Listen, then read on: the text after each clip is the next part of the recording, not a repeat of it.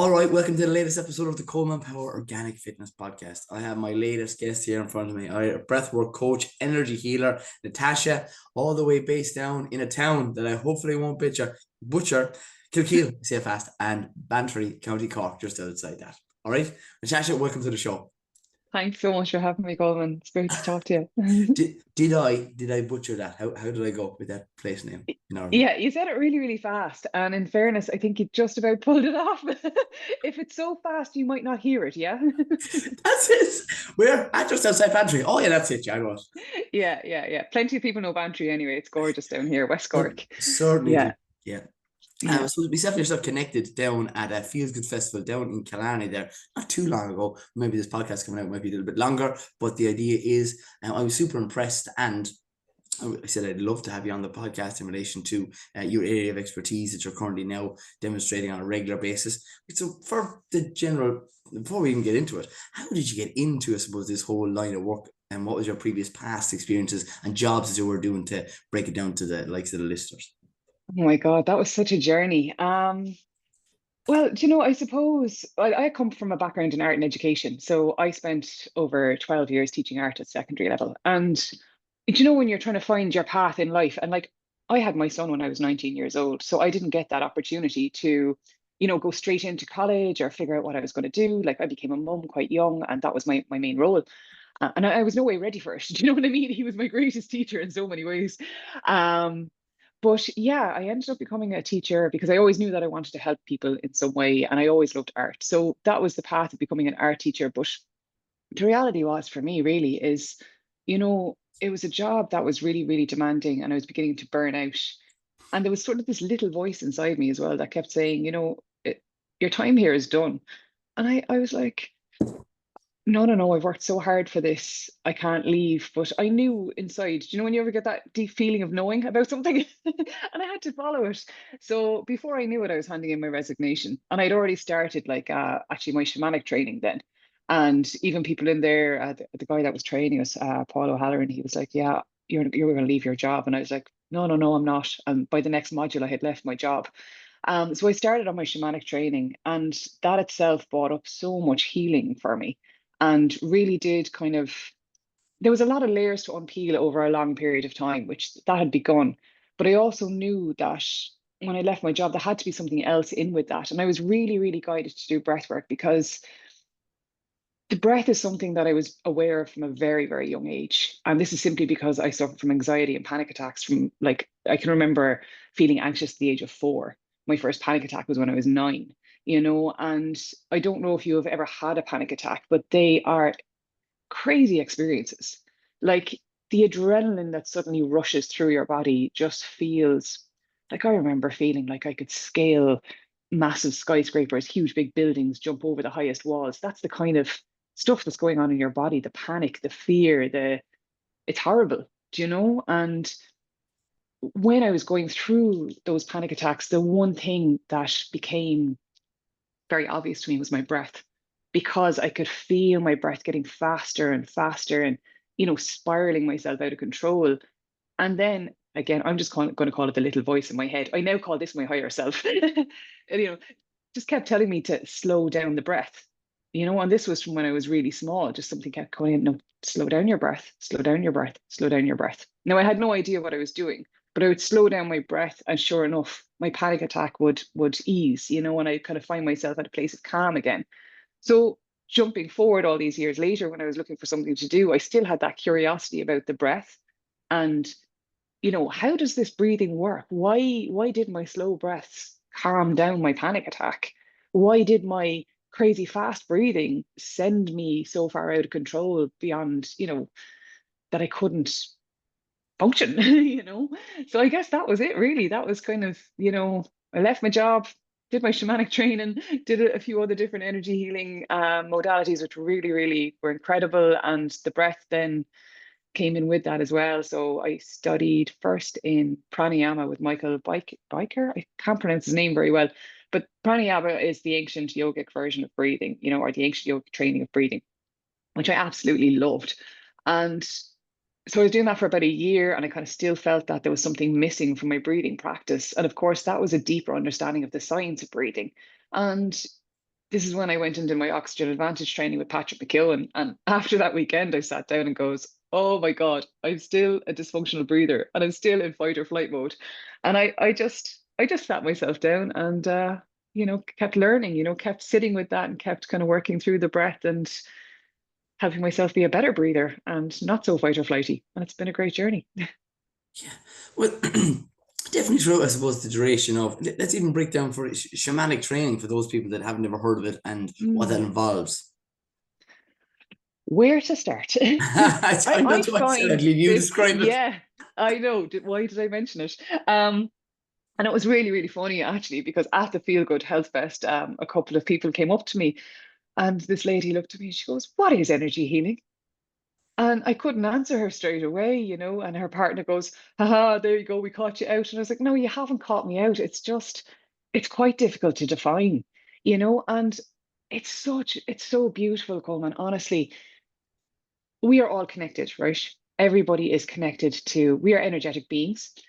And I think we get very caught up in the things we can actually see. I can see you here on the screen, but you're not here with me. Do you know what I mean? You're, where are you? Waterford, is it? Or? Waterford, currently, yeah. Yeah, okay. So, like you're not actually physically here, but I can see you. Same with other things around us, like energy is everywhere. We don't always see all of the energies that are present. And I suppose with different healing modalities, we are deepening our connection to our higher self, but also to those energies that are around us, including the energies of our ancestors, which would be pretty, that's a big thing we work with ancestral work, is our ancestral healing and connecting to our ancestors. And also acknowledging that, the emotions, thoughts, and feelings that we carry in this lifetime can be from our ancestors in terms of traumas, but also we carry like their gifts as well. And the more we do the work on ourselves, the more we open up to being able to, say, receive those gifts from our ancestors, but acknowledging their traumas and their past lives and working on healing that within us. And I know well, definitely from doing the work for myself, but even with some of my clients as well, that when we go down those ancestral lines, we work and we heal those lines. Oh, the light that comes in, it's really beautiful. And they feel they're not carrying something that isn't theirs anymore, like, so any patterns, particularly like the likes of addictions and abuse down family lines, that's all carried from the ancestors. Um, yeah, I suppose another aspect of shamanic work would be the likes of soul retrieval. So we say that anytime, I mean, every one of us has experienced a trauma in some way. And I think trauma is a very heavy word, but it could also, I always use this example of tripping over a bin in school in front of a boy or girl you fancy and making a complete idiot of yourself can be traumatic. And it can, it can dent your confidence and you might never be able to speak up and say, oh, what you want to say to that person. That's in itself a trauma. And obviously we have greater, deeper traumas as well. But so when we experience these traumas in our life, our soul fragments and parts of our soul go and they hide in different places. And our soul is very much, it's sort of like a wholeness. It's a part of us that we often don't get to connect with because we're so much in our heads. Do you know what I mean? I heard this beautiful saying one time that our heart is the gateway to our soul. And I think that's a really, really nice way of thinking, because how often do we actually allow ourselves to come out of our head and into our heart? I think we're very, very mind driven today. And we do need to do like the practices that you and I do in the mornings, that meditating, that journaling, what are we grateful for, that time. And again, coming back to the breath, then, our breath allows us to create that space, to create that time to still the mind and actually listen to what's coming up, but seeing it for what it is. And quite often when we do that, it's like we actually realize, is it relevant? Is it real? And we can step into our heart, and then our heart is open, and we're much more able to connect to that heart, that wisdom of the heart, which is then the gateway to that deeper aspect of ourselves, the soul. And we can get that real wisdom. We can access that real wisdom, and it can bring us forward in life from a better perspective. We're out of that busy mind and we're kind of coming into this real heart-based place. I could go on for a very long time about energy healing and some of the mad experiences I've had, but yeah. So that's just, I suppose, a little bit about it. I think energy healing helps us to come helps brings our mind, body, and our soul back into alignment and helps us to shift what we call our vibration. So everything is energy, as I said. Everything moves at a, everything is color and light. Color is a vibration. Sound is a vibration. And we all have this kind of vibration about us. And the more we do the work on ourselves, the higher we raise our vibration. And when we raise that energetic vibration within ourselves, we are able to, we're able to look at our community, our family, our friends with much more compassion. Even if they've hurt us or even if they've done wrong by us, we are able to see that, we have more empathy for them and more compassion for where they come from because we have not walked in their shoes, And I think it's very hard to do that today because, we all have stuff going on. But that's when I think we need to do the work for ourselves first, and then we can start seeing other people, what other people have gone through with a bit more compassion and kindness too. Yeah, I was in a retreat there. It was in the last 12 months, and part of Mm. it was, I suppose, this kind of a yurt set up that we were all sitting around in a circle, and there was an individual that came around who was the main orchestrator of the event, and from that we were meant to close our eyes and look into whether it was your, not only your parents but also behind you. Imagine your parent is holding your shoulder. As a result of that, behind them is their father or mother holding their shoulder, one on the left and one on the right, going all the way back. And literally when we came out of it, it was such an amazing feeling to have connected with all of them different people that you'd never met before, but yet Yeah, you wow. visualized that they were literally there with you in this room, all in a circle, and coming out of it. I felt it was such a, this was a unique experience, and they were like, yeah, and what you're trying to do is you're going to ask them for forgiveness for what they've done or what they've went through. And then someone was like, I feel so much lighter. Someone was crying, and everyone had a different feeling because obviously whatever they had, that they were touched by that. So I was like, wow. Yeah, it's incredibly powerful stuff. And like everybody, like obviously I've met plenty of people who, they think it's away with fairies or whatever, you know what I mean? But I mean, it's for everybody. We just need to open our heart. And I think sometimes, people will always have like a profound experience in their life where like, hang on a minute, what was that? Do you know what I mean? And they might be aware of something coming in, or even some, well, you could say divine intervention or something that just maybe saved their life by a second or something like that. And they kind of stop and they're thinking, oh, hang on a moment, you know. Um, but yeah, it's absolutely beautiful work, and it just brings an element of magic into life. Do you know? I find a great comfort in knowing that there's more than just what we see. Do you know what I mean? There's more than just Earth. Like we're just part of a whole wider universe. Do you know? It can go a bit too deep there and a bit too far. But it's I just think it is. It's really beautiful. It's really magical. It's really helped me make some massive, profound shifts in my life. Do you know? I mean, since I would definitely say I've always been spiritual. I felt a lot of connections when I was a very small child. But I think also my life's path, so like everybody or anybody, like I had a lot of different traumas growing up through my life that shut a lot of things down, that shut me down as a person. Like I could safely say I was a complete shell of the person I am now. Now I have a long way to go, do you know, but that's the life journey, like, do you know what I mean? And when I was really shut down, everything got shut down. My curiosity, my creativity, my connection to the spiritual. And I had an inkling.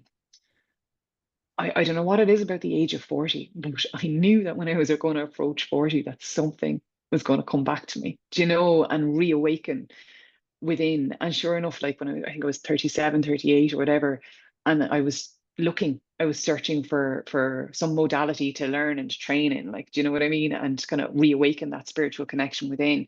So it has always been there, but now I always think everything happens at the right time, and I know that if I did the work I did over the last, say, 3, 4 years, if I did that 10 years ago, it wasn't meant for me 10 years ago. I had to go through certain events in my life so that I could have an understanding. Um, I don't know, I guess an understanding of, I suppose, deeper awareness of myself. The work I had to do on myself, a massive amount of work of self-love had to come in, letting go of anger, loads of different things. And I wouldn't say I'm an angry person, but there was a lot of hurt and pain that had been hidden and suppressed. and feeling that that cannot be let out, because not to say that it's ugly, but it's heavy and it's hard, you know. And I think sometimes people feel that maybe they're not to let that out or let that go because it shouldn't be seen, you And know, how or do maybe that's you just let me. that go, Natasha? So how is the process of someone that's holding on to pain and anger and all those different things and trauma? How do they release it? Yeah, it's a great question. I feel, for me, it was the energy healing work. And with the shamanic, okay, so I do other work as well. I do this beautiful healing called Rahani celestial healing, and there's differences between the two of them. I suppose shamanic work it is heavier work. Okay, so it'll be really more with the traumatic stuff, the soul retrieval, the ancestral stuff. We say attachments as well. Like we can pick up. I like to call them ticks and fleas, like psychic ticks and fleas. Energies. Have you ever felt, for example, when you go into a room, do you ever feel the energy of a room? Yeah. Yeah. So it can be. Have you ever gone into a room and the energy feels really bad? Yeah, yeah, very, Yeah, very recently. Do you know what I mean? That yeah, comes with yeah, the, and that typically comes with a person or a group of people that are yeah, there. yeah, You're like, yeah. well, this isn't going to go well, or like, just to take the example of down in Killarney, I was like, this is unreal. The room is lovely. I didn't even know Yeah. half the people. I was like, but this is going to be good. Yeah, I was the same. I was buzzing for days after that, and I blame you for half of that actually. Like, do you know what I mean? I was like, I actually met him in real life, and I was still buzzing for days afterwards. I was like, this is great. I have to need to catch up with him again to get a buzz again. Oh, brilliant. But yeah, like that. When there's great energies like the Feel Good Health Fest, and then you might go or meet somebody or be around a group of people, and it's just that whatever they're going through is heavy, or maybe they haven't done the work on themselves and they're still in that kind of maybe negative mindset, victim mode mindset, and all that. Um, so and yeah, I would have had a lot of that, but like when I suppose finding the right healing modality, firstly, it does take time and it takes time to peel back the layers. I would say the shamanic work for me, and some of this stuff might sound a bit crazy, but like that really did shift some really, really deep, ancient wounding within me, and how do I explain it? It's like my in my first shamanic training, the first module we went on, I was very open-minded, but within minutes, there was a man kneeling on the floor, getting sick into a bucket. And I was like, okay, there he is getting sick. And my inner self was like, well, why is he getting sick? And I sort of knew it was the energy, that our teacher held in that space. Everything happens for the people who need it. But it was his energy, his healing energy, and all of the energies that he brought into that space that was opening up this space for people to heal. And he went into what we call process, and I've had that with clients as well, where they'll go into a bit of a process. It's the energies literally coming up to be healed and released. And how do I explain when this happens? I suppose it's just the energy that the person doing the work is connected to. We all have our guides and our ancestors, and you know, I kind of can see I've seen some of my own past lives, and I've seen that I've been connected with some of these energies before. And like that with soul loss, you can lose some of the gifts that you have. But also when you do the work and parts of your soul come back in, some of these gifts can return to you and they're your own unique medicine. Do you know? So and that will just help that person in that moment in time. It's always, I never say it's me doing the work. It's definitely the guides. I never say I am a healer. I facilitate the healing. But also in that room is that person's higher self facilitating the healing. So nothing will ever happen without that person's higher self agreeing to it. So we say we have like the conscious body, the subconscious mind, and then there's the higher self as well. Like I was told the higher self already knows our date of death, like it knows the life path that we've formed out for ourselves, so it knows when we're going to be born and the things we're going to come across in our lives. It's mad. Do you know what I mean? But it's Love it. like, okay, I'm totally trusting you, higher self. And it is in some of the That's ways. It's beautiful. like, yeah, we have to surrender, you know? We have to surrender and kind of go with this flow. And it's so hard because, we create this belief of what life should be, or we see on a wider scale. I mean, look at the influence of the wider world and what are the driving forces. Do you know what information are we being fed? I remember when I was really small, you know um yeah, I always thought deeply from a very young age, which it was kind of like very hard. You come up with these mad questions and you get really emotional over them. But I remember, I think, when I was making my communion, I didn't understand it. I was like, why am I making this communion? And I just realized because I could see, at the time my parents were married and, my dad was, he was well educated, he had a good job and he expected us to go to college. And I could see then from a young age that there was this sort of a path that, you go to school, you make your communion, then you make your confirmation, then you go to college, then you get a job, you get a mortgage, and that's it. And it was this very linear sort of a direct path, but life isn't like that. And I know now like life is very, very different to back like when I was growing up. um and a lot of people are taking these different routes and different paths or different alternatives, like even what you're doing with the organic fitness and the organic growing, like pushing that, and even like the regenerative farming, like there's other ways to do things from maybe mainstream ways of doing things that are maybe not beneficial to our health or to the earth and stuff like that. So yeah, sorry, I think I've gone off on a bit of a tangent there. No, no, You it's know? absolutely great what you touched on in relation to, I'm going to say, Yeah. shamanic. And I'm going to bring it back even to, I suppose, breath work. How would one know, I'm going to say, Natasha, that they're Mm. breathing incorrectly? Because I know you demonstrated a couple of different, I'm going to say, methods on the day when we were down in Killarney. But how does someone listening to this now podcast, how did they know? Yeah. Biggest thing anybody can do to help with their breathing is breath awareness, because we breathe every day, but we don't pay attention to it because it's literally it's one of those automatic functions in the body. So our breath is connected to the autonomic nervous system, and that's like our heartbeat, our digestion, all of those things.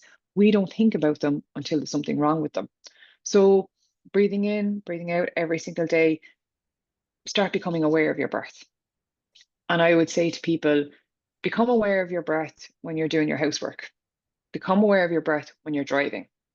Become aware of your breath when you're sending those emails, when you're about to meet somebody, whether you know them or not, whether you're nervous. What is your breath doing? So begin noticing, are you breathing in and out through the nose or the mouth, for example? Where does the breath flow into your body? So are you noticing the breath in your upper chest, or do you notice it, down low in the belly? Do you feel your ribs expanding? Sometimes we can feel the breath in our lower back. We can feel it in our neck. So firstly, where are you breathing in and out of? The nose or the mouth? So when we talk about good breathing, obviously we want to be breathing in and out of the nose all of the time. So our nose is, yeah, it's designed to breathe. And it does so many things. Okay. So because our nose, and I don't like always saying this, because the reality is, okay, you have some people who might have a deviated septum. You have some people who have, they might have an illness. And what works for them breathing may be mouth breathing. And I think before I go on, one of the best things I read actually during my times of study, which is never ending, was this little acronym called EARS that I think it was Dr. Rosalba Courtney coined. So she said the breath needs to be effective, efficient, adaptive, responsive, and supportive, which is true.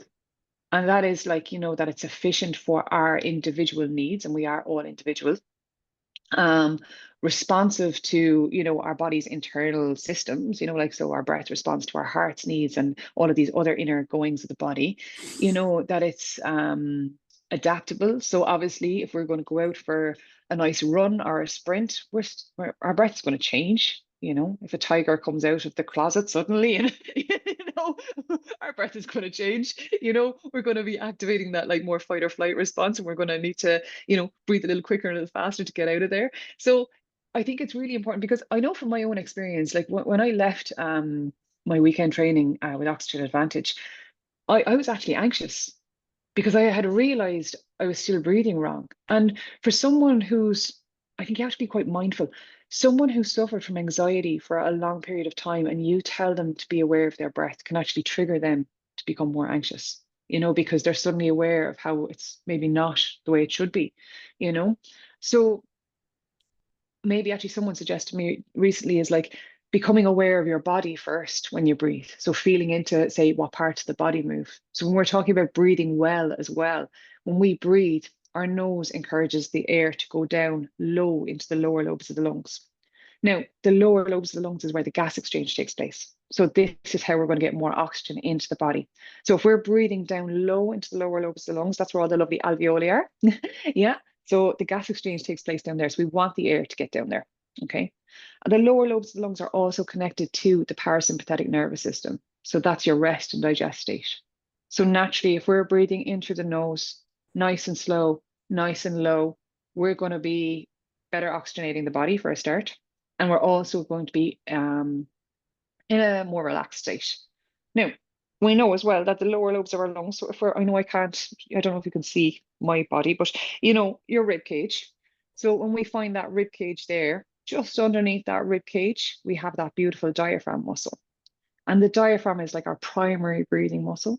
So when we engage the diaphragm as well, we're also helping to activate the parasympathetic nervous system and the vagus nerve. And also our diaphragm there's so many things the diaphragm actually does. And I'm kind of on a bit of a deep dive with the diaphragm at the moment. There's a lot to kind of piece apart with it. I've noticed with a lot of my clients, they don't engage their diaphragm when they breathe.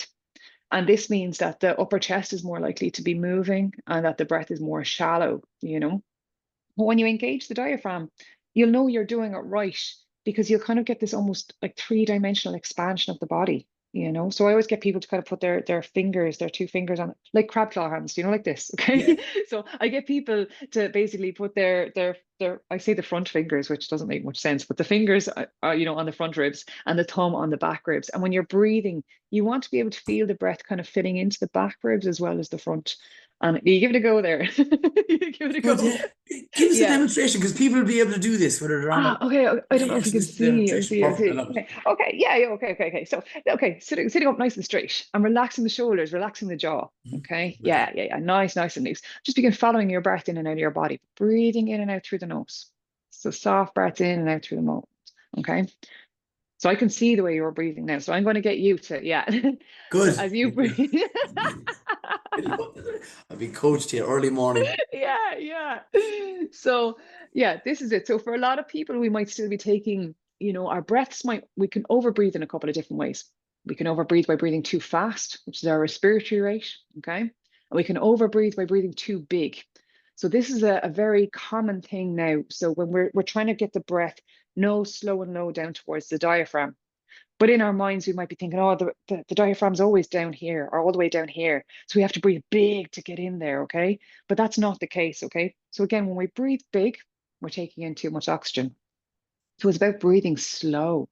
When we breathe slow through the nose, we're much better able to control the breath and just gently direct it down towards the diaphragm area. So we don't have to look for massive movement here. So if I get you to put your hand on your chest and your hand just on your diaphragm there, so literally above the belly button and below the rib cage, and begin breathing softly in and out through your nose, and just begin following your breath. So I'm going to get you to breathe a little bit slower.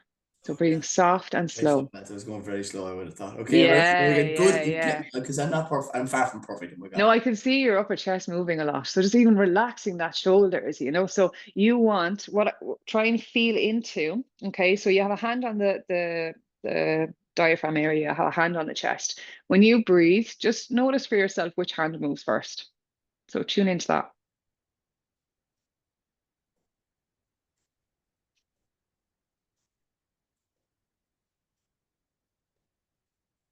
So which of your hands? That was so interesting. So interesting. I really literally. Yeah. Right. So originally I thought it was going to be my chest, but I slowed down a lot and it was doing one over my diaphragm that moved first. Is that should have been or what was that? So you noticed then that your lower hand moved first, was it? Yes, correct. Yeah, that's good. And then did you still feel your upper hand moving as I well? did. It was more so like it reminds me of I suppose the description I would give it for the listeners is like blowing up a balloon. So Yeah, that's a great description. Mm. it starts off small and then it gets up to the higher area, which is located above my chest, close to my neck. Yeah. So that's a great start now. So you're aware now that your lower hand is moving first and your upper hand is still moving. So the next step is to try and soften the movement in the upper hand. So you want to try and keep the breath just low. So we want to try and still the upper shoulders a little bit more. And this can take time. Do you know what I mean? Like, so we must remember that our breath is a daily habit. We do it over 20,000 times a day. Okay. So when you think of our eating habits, we don't eat that much a day, you know? So it's something that's really wired in the brain. So I would always say to people, have patience with yourself, you know, and just be kind to yourself on your breathing journey, because it does take time to rewire the brain. It does take time to notice how you breathe, not just sitting down in a relaxed pose like we are now, but like when you're moving, when you're driving, when you're working, when you're dealing with your kids, you know. So it really is a journey where you have to be kind and patient with yourself, but the rewards are so, so incredible. It is so worth it, you know. So yeah, hand on the belly, hand on the chest. We're just softening and slowing down the breath. So this could take, you know, you could be breathing like this for, you know, 30, 40, 50 on breaths just to get the top hand to slow down, and be aware that the breath is just rising softly and slowly in the belly. So you're feeling your lower hand moving now, and your upper hand is quite still now. Are you still breathing, Colin? Yeah, I was done. Yeah, just checking. My Cohen hasn't passed out, but no, oh my Yeah. God, I think I have it now, and I love getting things. I will be quick to learn, but so I didn't previously know that that was actually the correct way to breathe. I do, and even at that event there of the weekend it was down in Killarney, I know that I clench my jaw and I hold my shoulders tight, like I'm ready to run. I just nearly said, that's it. So when they say you're ready to run, I'm like, Yeah. go, go. Yeah. That's the You're way I on the am. go. Um, Yeah. so that's probably because of stress from work. And everyone says it's well worth it. Was just pointing out, like being someone that's healthy, like there's still things that I can massively improve on, and I would be stressed, and I might show it in different ways between work, relationships, and other financial reasons. People can become stressed, but mightn't necessarily show it. But their body will signify it, whether it's the shoulders uptight for me typically, and or my jaw clenched, whether when I'm breathing or when I'm training or when I'm just doing anything in itself. And that's one of my weaknesses. The fact is I need to control, and maybe I have read Patrick McKeown's book, and would have heard about breath work. And I'll actually even mention, it might be a bit selfish to ask you about, I am now practicing running and sports only breathing in and out from my nose, which is so much more difficult. But after Yeah. reading his book, it's hot, it's deeper into my diaphragm. That's what you described here. I'm taking in Yeah. quality air, which oxygenates the blood, which makes me a better, fitter man. So I'm now able to do a 5K with the likes of breathing in and out through my nose. But I'm a hell Yeah. of a lot slower. But still, it's all about sometimes you have to slow down to speed up. And I'm trying to improve my fitness still. So I mean, so the whole idea of it is doing things such as breath that sometimes we take for granted, and slowing it down to improve on it is what has to be done. Yeah, and it's interesting actually that you mentioned so with the oxygen advantage, I suppose there's two pillars with the oxygen advantage. Like one is you know, improving your breathing patterns, and the second is like high intensity training, you know, high altitude intensity training, which is more for the sports performance side of things, you know. And you know, I'm still obviously very much in the depth. I don't think you ever stop studying, you know, like in these things, you know, and you never stop learning, which I absolutely love. Like I have a really curious mind. So, um, and of course, sometimes when I get a bit, I get overwhelmed really easily, and I'm like trying to embrace all of the information at once. I had to teach myself to park certain aspects of it, you know, and really connect. Like, I suppose, as I said, my own experience with anxiety and panic attacks is what brought me to the breath, because I knew it had a role to play in I suppose managing that and helping to become more resilient. But I am now, I wouldn't call myself super fit, but I have a keen interest in, you know, maintaining fitness. And I absolutely love sea swimming. And, you know, I do park run. I'm not an amazing runner or anything like that. I think my fastest ever park run was probably about 28 minutes, but that was a few years ago. I'm very prone to injury, so I'll get knocked out of that every now and again. And I had an injury recently, and I hadn't ran in over 6 weeks. And I just gotten a nice new pair of barefoot trail running shoes as well. Like, so I was like really excited. And I was like, I'm going to walk this park run here now. But my dog decided we were going to run it. And I was like, oh, girl, if I come back with this knee injury again after running, I'm going to actually, I don't know what I'm going to do. But what surprised me was how easy I found the run. I hadn't ran in about 6 weeks. I was using my nose. occasionally it opened a little bit, my mouth opened a little bit. But that's to be expected after not practicing for over 6 weeks. I wasn't breathless at the end of it. I did the park run in about 31 minutes, which wasn't too bad considering I hadn't ran in so long. And that's the point, is when you're actually, if you're out with injury with any of your sports, you can still use the breath to train yourself, your fitness levels and your endurance levels, because you're oxygenating, you're getting, with the nasal breathing, you're breathing nose slow and low. But what's happening there as well with the nose? So, firstly, the nasal cavities, like they're smaller than the mouth. So, they're creating more resistance for the air that flows into your body. More resistance means that your respiratory muscles are working a little bit harder to draw the air into the body. And this is in turn strengthening them. So, really, our respiratory muscles are the likes of our diaphragm. We use the intercostal muscles as well. There are kind of other muscles in the neck that we don't want to be overusing, really, because this is the upper chest breathing fight or flight response, but they're there and we do need them occasionally, but we don't use them predominantly. Um, so also we get that gas exchange, so the oxygen goes into the blood. But what's really important to understand is carbon dioxide tolerance. So carbon dioxide is actually, like, it's our stimulus to breathe. The reason we breathe is because carbon dioxide levels in the body start to rise, and then signals get sent to the brain center to, oh, we need to breathe.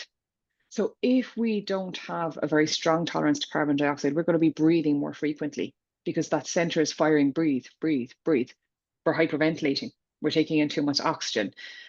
So when we learn to build up our carbon dioxide tolerance, it means that basically our breathing slows down. And we need a certain amount of carbon dioxide in the blood to actually allow the oxygen to release from the hemoglobin. Okay, so the oxygen, if you can imagine it as a little, do you remember that TV show, How My Body Works? I do, yeah, yeah. Yeah, do you remember they're like little cartoons? And you had little cartoon blood platelets and little cartoon blood cells going around the place. So I always see that in my head when I'm trying to explain this to people. But if you can imagine like a little blood platelet traveling around through the blood and a little oxygen bubble sitting on top of that, they're fused together.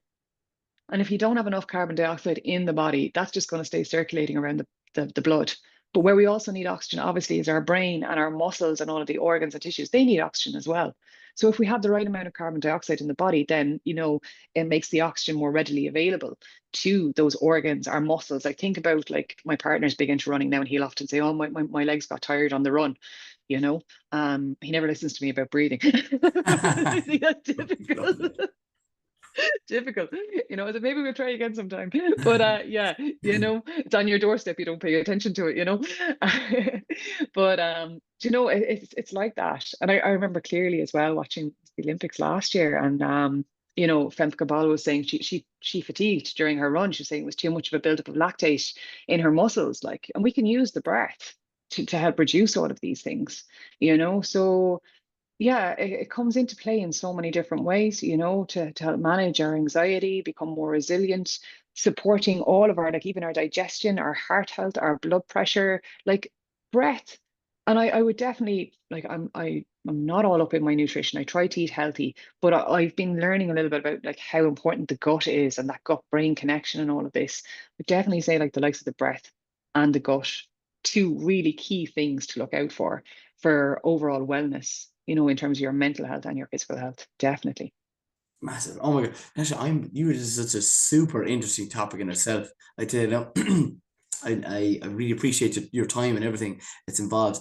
I suppose just concentrate your time. You let me know firstly about the likes of any say courses or events that you have coming up in the near future that people could maybe attend or would like to go to. Cheers, Coleman. Thanks. So I have, what do I have coming up? So I'm based in Bantry. I have lovely summer outdoor breathwork classes starting on the grounds of the West Lodge. So we will be embracing the breath in a lovely natural setting outdoors. They're starting on the 9th of June, and we'll be on Monday evenings and Saturday mornings for June, and just Monday evenings in July. I also have, what else do I have coming up? Solstice workshop. So that's all connecting, just, it's just bringing us to where we're at now. We're coming up to the middle of the year, and we're going to be doing a bit of healing about, the intentions we may have set at the beginning of the year, a little bit of a reset coming into the remainder of the year. So that'll be on the 21st. And again, that's just outside Bantry. I think that's all I have coming up. at the moment, but there'll be classes and workshops kind of continuing throughout the year. And, September is always a great time for the classes to kick off. And the one-to-one sessions are always ongoing, like online and in person as well. So, yeah. Perfect. And where's the best place for people to reach out to you? Mention your website name or like your social medias.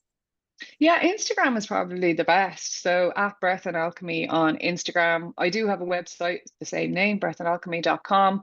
And yeah, basically on my WhatsApp, on my Instagram, you can reach out to me and then we can be WhatsApping or whatever we need to have the chats and to see how we can help people. Yeah. Yeah, other than that, Natasha, I'll most certainly put that in the show notes so people literally can just click and go directly over to the likes of your page.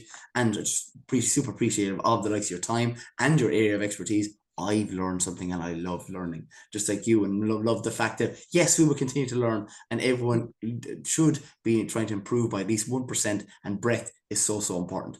And other than that, I always end these podcasts by saying, stay tuned, stay classy, and keep it organic.